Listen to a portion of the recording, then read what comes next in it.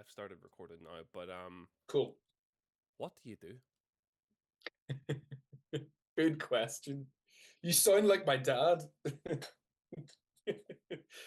No, I'm only son. joking. No, I'm son. only joking. Talk to your auntie you've never met before. What do you do, son? So I am Mark Hegan. I'm a singer-songwriter. I'm an indie artist. I'm a musician. Yeah, that's what I do. You said the word musician. What actually got you into being a musician? My very first memories of music was Paul Simon's "You Can Call Me Al," and I called it the Dum Dum song because, you know, I didn't really understand. I didn't know what songs were, but I remember that song, and that's my earliest memory of music. I didn't want to make music yet, but then I found music from films. After that, love Paul Simon, by the way. Still absolutely adore Paul Simon. But after that, I found music from films, and that's when I really first started falling in love with music and how it could make you feel. John Williams is a huge moment for me, and still is absolutely absolute hero. But I didn't really translate that into being able to play music or create music. I just loved it. Then, I started to get into some bands, but kind of bands that had been passed down by my brother. I kind of listened to what he was listening to and loved it. Like Green Day, absolutely loved them. It was great, and Franz Ferdinand and stuff like that. But then I saw Snow Patrol play live, and that changed my life. And then I was just head over heels with music and creating music and playing music. And I was playing the guitar all day, every day, as long as I could, wherever I was. And then I found other huge inspirations, U2 and Bruce Springsteen, into my teenage years. And yeah, it was all go, firing all cylinders. I have one album that I distinctly remember buying myself physically for the first time. Right. And it was From Under the Cork Tree by Fall Out Boy.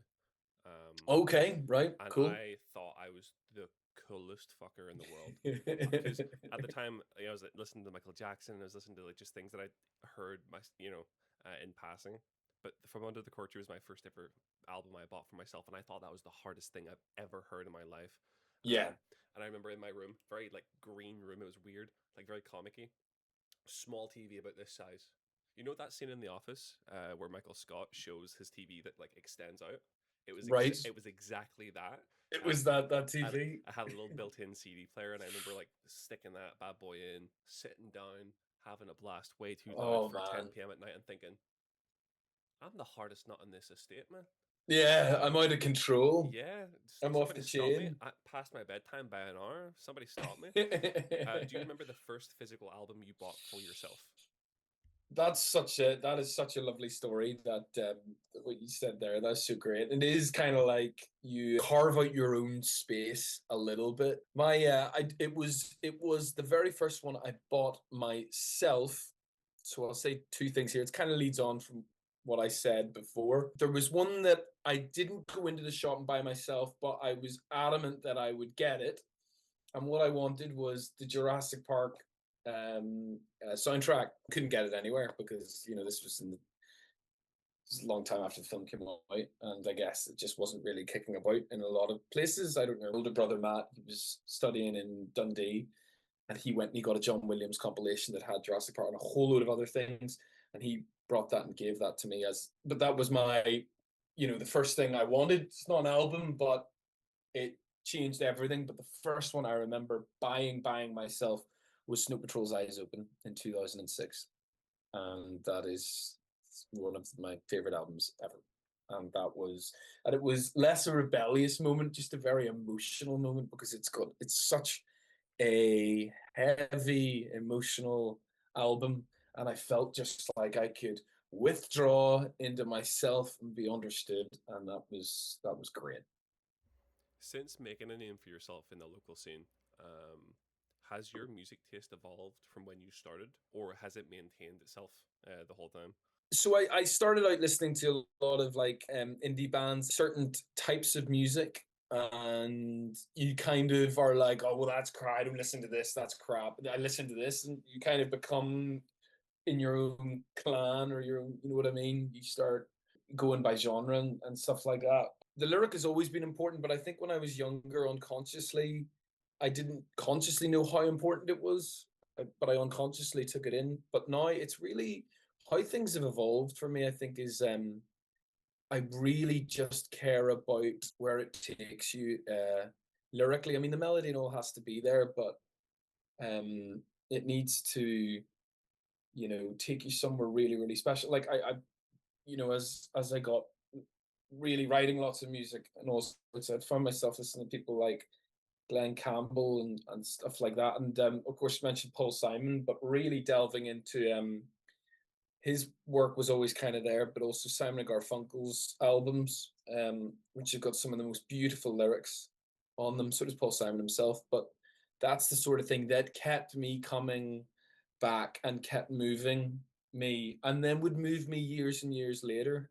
Bruce Springsteen, of course, if anyone knows me, they know how I never shut up about Bruce Springsteen. But Bruce Springsteen's one of those artists that, you will fall in love with a song, and then there'll be another song which you're okay with or you don't quite get, and then years later will just hit you like a ton of bricks and change and just be in that right moment at that right time. So I feel like narrative, I'm a lot more focused on things like that now than I once would have been, but I think it was always sort of there. But that's what really interests me. I found you in Belfast opening for a lot of artists, and I saw you headline a bunch of really nice places. As a local musician, is there a particular thing that you have been struggling with, maybe in the current landscape of music or the way live music has been, maybe post COVID? We're pretty past that now, but Mm. some things might still be affected. Um, is there something that you're still considering difficult to navigate as a local musician? You sometimes get landed with bad promoters and stuff like that who just want to screw you over and take from you. Uh, I mean, I've got a great promoter who off axis who I work with all the time that are the opposite of that. They're wonderful, so that's not so much a problem anymore. There's a couple things, COVID, and then like all this AI talk and stuff like that has made a resurgence. Like a lot of things are tougher, but I think being in a concert in with other people, sharing in something emotional is loved. It's rarer, maybe it's slightly rare, but it's appreciated, I think, even more by the people who do attend and do those things, and I appreciate it even more. When anytime, and gigs are relatively hard to come by. It's not like going to work every day. When you get a gig and you're doing a gig, I treat it like it's the last time I'll ever be on stage every time, or at least I try and think that, and I try and give it everything and enjoy it and move the audience. But that's the thing. That's the thing I think since COVID, in terms of technical things, I don't really notice so much anymore. But emotionally, I think there's still a bit of a hangover for me, and I put a lot into it because you don't know when it can be taken away. That's the thing. I One of the first conversations I had with you, I actually had to pull you aside. I forget who you had opened for. Was it Foreign Mornings that Farm night? mornings, Yeah. yep, the Um, wonderful farm mornings. and I always like looking out for support acts and like being there on time for doors so I can appreciate the support acts. And Awesome. I brought you aside. I'm like, I have never felt this way about a support act in my entire life. Um, Ah, like you were saying about like you act like it's your last gig. It damn feels like it too, man. yeah. That energy you bring out is something that has always stuck with me, and a lot of your folk too that I see regularly at your gigs. Yeah, Um, yeah, yeah, yeah. There, I'm very lucky to have them. They're great. we're a little bit out from it, but you did your EP launch in the Barge. Hmm. Hmm. Talk me through that. How nervous were you? And I know the answer because I talked to you before. Yes, Talk me yes. through the whole night there. That was really lovely. Thank you for that. And I cherish that conversation, what you said to me. I really, really do. And all your support is absolutely awesome. It means so much, so much. And in the case of the Barge, I for did the EP launch, and anytime I do a headline now, it's kind of like you're so many other things. You're wearing so many hats that day, weeks leading up to it, but especially that day, that by the time you're going to get on the stage, I sometimes go, oh right, yeah, now I need to do this. You know, if the room, but the room and that in the barge was super, because if anyone doesn't know, the barge is a great venue run by Chris Logan, who's a wonderful musician, a wonderful sound guy, and he was very gracious in having us for that night back in September, and it just went so well. I think there's something about people being not on dry land does, because it's a moored up boat, like it's not going anywhere. But there's something that happens to people when they all are in a sort of a collective kind of slight unease, where they're like, "Oh, I'm not used to this. This is different." Um, but it was the culmination of a lot of hard work into the EP that we were launching. It was 4 tracks, and my second EP called First a Whisper, Then a Shout. And we'd been in Dublin the day before, and then we were in Belfast, and it was completely sold out. In fact, we might have had a few people in over capacity almost. It was completely sold out, which was uh, so great. It was such a great night, and it just felt like you know I'd been fanning the flames, going, I'm never going to get anywhere. I'm never going to get anywhere. And then suddenly, the curtains had caught fire, and I was like, uh-oh, what do I do now? That's how it felt. If that makes sense. It just felt like suddenly we had run away with something, and it was such a great experience. And the crowd were super and so supportive, and that was it. It felt like there was a community, it really did. And I felt very, very lucky to have that, and very, very lucky to have such great um, supportive people. The barge is like, I would consider one of my favorite gigs that I've been to locally. And I'm not just saying that because you're sitting here, Oh, but genuinely, you are correct in saying the barge is a weird gig, because you're kind of yep, like, it's a little unorthodox. exactly. Yeah, and to have an EP launch like that was great, and I'm glad it went well. Thank you so much. Thank you so much. It was great to have you there. And, as always, your support was class. It was a wild night. It was stunning, and yeah, you mentioned Springsteen. Mhm. Your Springsteen is my Michael Jackson. We know this. Yeah, yeah, yeah, Uh, yeah. first of all, have you watched the biopic yet? I Have haven't seen not. Michael yet, but someone told me Michael was excellent. I Oh, was it's speaking to great. someone the other week about it, and they Hmm. said it was great. I think for Um, what it does well, it does stunning. So yeah, yes, yeah, exactly. yes. And I have seen Deliver Me from Nowhere as well, which was a really interesting thing to go for. It had great moments, and it is a great album. It's Oh, a it's a it's a great album, Nebraska, and so it was a really interesting point of his life, and it had some super moments in the film. It's a bit of a strange film, but it had some great moments. what if you're sitting down to a biopic for your favorite Mm. artist? I'm so glad Jackson finally got his. Springsteen just had his too. Mm. If you can name one thing, what is the one thing that you think is a necessity to have in the biopic for it to work for you? Good question. I'm not. I'll tell you what I'm not 100% about, and then maybe we can get to what I am about. Um, I think that when it comes to Deliver Me from Nowhere, and he was writing the what then became the Nebraska songs, and also some of the Born in the USA songs that came out later in 1984. He was sitting there, and at one point, he's kind of doing it, and then at one point they had him on the guitar, and he went, "Oh, I'm on fire." I was kind of like, "Yeah, all right, yeah, I know, that's one of his songs," but it felt like this is for you at the back who might not be listening. I guess you have to do it, but that's the problem. You have this push and pull of what a producer will be telling the director and whoever else, the writers, the screenwriters, what they want, and then you'll have actually what happened and what would make a really really great story. What does it need? It's funny because a film needs certain things that don't always fit into a musician's life. I think it can be very easy to make them for it to become almost hero worshipy.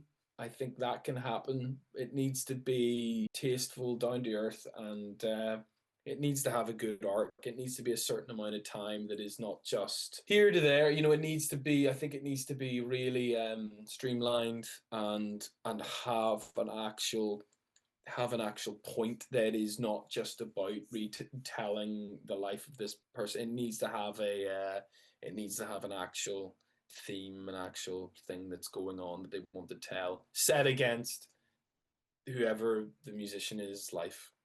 That's what I think. That's it. But it's all different. There's just so many ways you can do it, isn't there? Yeah.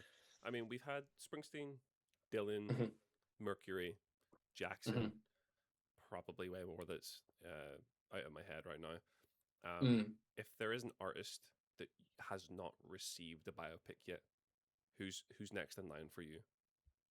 Um, well, I guess U2. I don't know if I'd love to see it, but I would like to see it. I That'd don't be know. interesting. I don't know if I'd love to see it, but yeah, probably. But no, no, I am a huge. I'm obsessed with U2. I'm obsessed with U2, but I just don't know if I'd watch their. Would you not care as much to watch a YouTube I biopic? no, I would watch it. I just how would you make it good? I could just see they did. There was a Killing Bono was a relatively small Irish movie that was made, and Martin McCann of Blue Lights fame and other things fame played Bono, and he played Bono excellently. So maybe Martin McCann, if he's open to it, could do a U2 biopic. I'll uh, That would I'll be quite I'll cool. I'll tag him in the clip of this online. We'll Tag keep him, that going. tag him in the clip. Hmm. We'll do that. That'd be great. I'll say it like I'll ask this weird random question. Aliens come down, right? And they're like, "You're a musician. Give me two songs of Mhm. yours that describe you as an artist. What are your two songs from your own discography that you would choose?" Good question. It's really not, but Um, it's it I. is. No, it is. Two songs. I'd probably put my song Borderline on there that is on my first EP, because that's become a favorite for a lot of fans. So that feels like it speaks loudest for the sort of, albeit small, but the sort of fandom, kind of what people get into and like in that sort of community, I feel. I'd say that one, and then I'd maybe do something. There's a few that I'm finishing recording that I'd maybe say, but I'd maybe say something off my second EP. The first song is "This All" because it's a little darker. It's a little full of yearning, a bit more yearning, I think, or at least that's how I hear it. Or I'd maybe do, or if I didn't do that one, I'd do a song called "That's What Won't Stop Torturing Me" because it's so different to what I've usually put out, and I like the lyric. So I think it's maybe a bit more folky, a bit more country. So you've got indie rock pop, and then you've got something folky there. I think does, out of two songs, it just had to be two songs. It gives quite a good range of, I think, what I'm about. A lot of folk, their dream venues like an MSG or, you know, Staples Center. Mm. What's yours? What's your dream venue that you just aspire to play one day? I'd love to play in Ward Park in Bangor, which is right here. I live next to it. I'd love to play there. I'd love to play in the SSE or the Odyssey. It would be amazing. It's like Madison Square Garden or whatever for people, but I think those ones, the ones where I had my most formative musical experiences, would be the absolute pinnacle for me. I'd love to play in Ward Park. I'd love to play in the Odyssey. Ulster Hall's another great venue that I haven't actually played in. I did hear my music in it once, which was cool, but I've never played in it, so that would also be a dream one. One final cue. Hard day at work, long day, tiresome. Mm. What do you do to wind down? Oh gosh, what do I do to wind down? Cry. Joke. I don't so much have a routine as, after a gig or something, I usually have a couple pints, but anytime I'm gigging, you always think, oh, when this is over, I'm gonna do something really spectacular, but it's usually just ends with you carrying gear, and I mean, like, musical gear. That wasn't your gear home and things Good like save. that, and you just kind of good. Thank you. I meant it. I didn't. There was no innuendo or anything. We'll Um, edit it out. Don't worry. we'll edit that out. But anyway, in terms of wind down, I'd watch a movie or something. a great comfort movie, or go over a little idea. Maybe have a song idea and see if I get something there, and just, stare out into the distance and contemplate my existence. I don't know, something like that. Perfect. That's Something